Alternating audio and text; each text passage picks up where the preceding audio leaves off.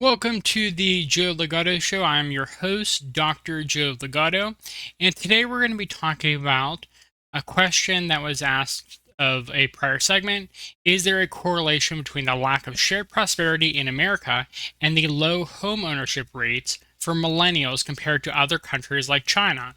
And yes, there absolutely is a correlation between the lack of shared prosperity in America and low home ownership rates.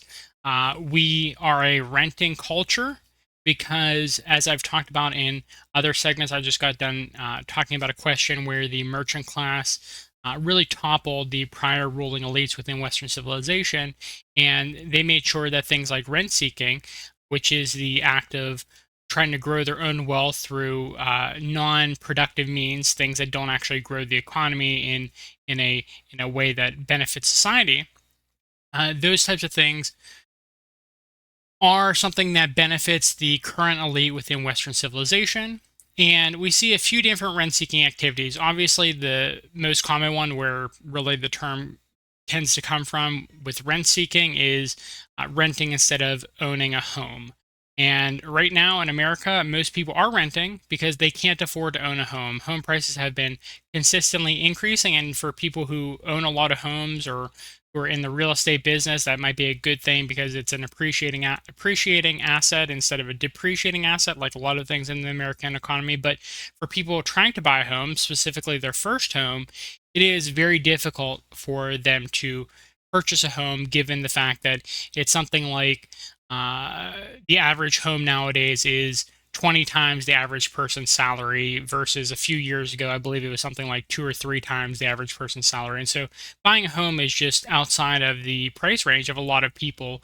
And that is not a bug, that is a feature, that is a part of the system. It is by design that a certain subsection of people, the wealthy elite, are able to purchase a lot of homes and then rent them out in order to consistently make a passive income while not really contributing anything over and above the home that was already created. Or if they created the home, they're not contributing anything by having this passive income on the home that's already been created. Some other examples of rent seeking behavior that are very common in the West, but are definitely not as common in places like China, are things like lobbying groups. And we talked about this in a prior segment as well, where lobbying groups have far more power, far more influence than the average American.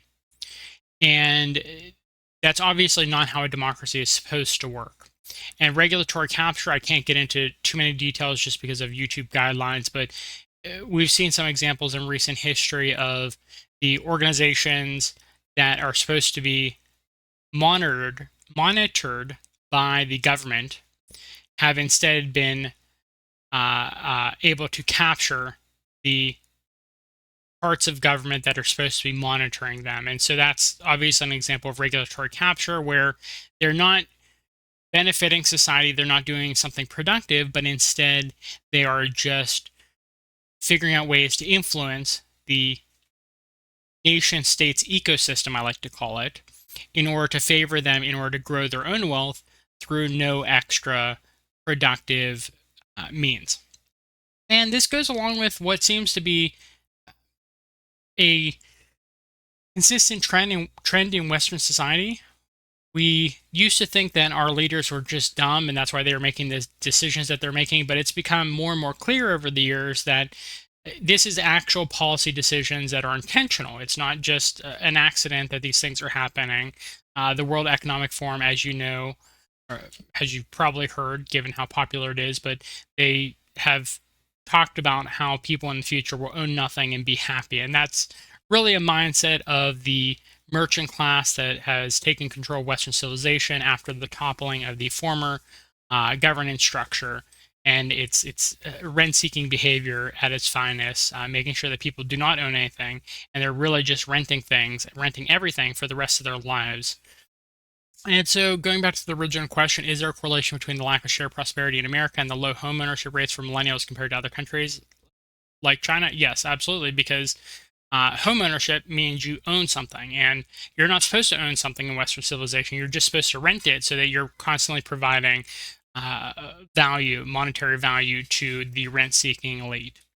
And so, hopefully, that answered your question, and please keep coming with new questions. These are very interesting. I love talking about these. We'll be back for more segments and more questions in the future. This is the Joe Ligato Show. See you later.